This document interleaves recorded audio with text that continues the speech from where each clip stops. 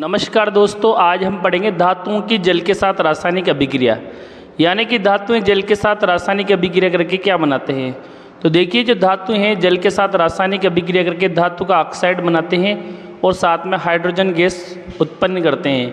यानी कि धातु जल के साथ क्रिया करके धातु oxide plus hydrogen gas release करते हैं।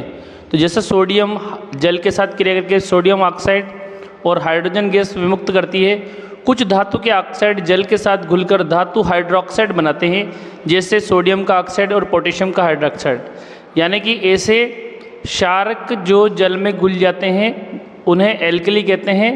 जैसे सोडियम के ऑक्साइड पानी के साथ घुल जाते हैं, जैसे सोडियम पानी के साथ क्रिया करके उसका ऑक्साइड और हाइड्रोजन बनाता है, और इस सोडियम का जो ऑक्साइड है, ये जो सॉलिड है, ये वापस से जल के साथ घुल के सोडियम का हाइड्रोक्साइड यानी कि क्षार बनाता है, यानी कि NaOH बनाता है। इसी तरह से हम बात करते हैं पोटेशियम और सोडियम ठंडे जल के साथ अभिक्रिया कर लेते हैं, और यह अत्यधिक ऊष्माक्षेपी अभिक्रिया यानी कि बहुत अधिक मात्रा में ऊष्मा विमुक्त होती है। ऊष्माक्षेपी ऐसी अभिक्रिया जो कि ऊष्मा उत्पन्न करती है। जैसे पोटेशियम को जल के साथ मिलाने पर पोटेशियम हाइड्रोक्साइड बनता है अंतिम उत्पाद, और हाइड्रोजन गैस विमुक्त होती है। इस तरह से सोडियम जल के साथ क्रिया करके सोडियम हाइड्रोक्साइड और हाइड्रोजन गैस देता है। तो देखिए, ये जो सोडियम के जो हैं ये जलने लग जाता है क्योंकि बहुत अधिक ऊष्मा निकलती है इसमें। इसी तरह से कैल्शियम की अगर अपन अभिक्रिया जल के साथ कराएं तो वो थोड़ी धीमी गति से होती है। यहाँ जो निकलने वाली जो ऊष्मा है हाइड्रोजन को जलाने के लिए पर्याप्त नहीं है, इसलिए यहाँ आग नहीं बनती है। जैसे कैल्शियम पानी के साथ क्रिया करके कैल्शियम हाइड्रोक्साइड और हाइड्रोजन देता है।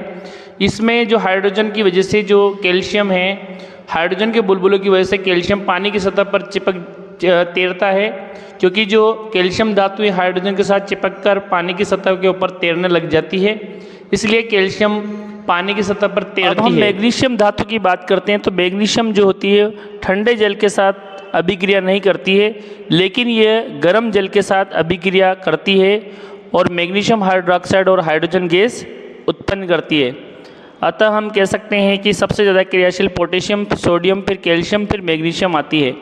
देखिए, यहाँ पर भी जो हाइड्रोजन गैस के कारण मैग्नीशियम धातु की सतह पर तैरने लग जाती है, यानी कि मैग्नीशियम जो है धातु की मैग्नीशियम जल की सतह के ऊपर तैरेगी।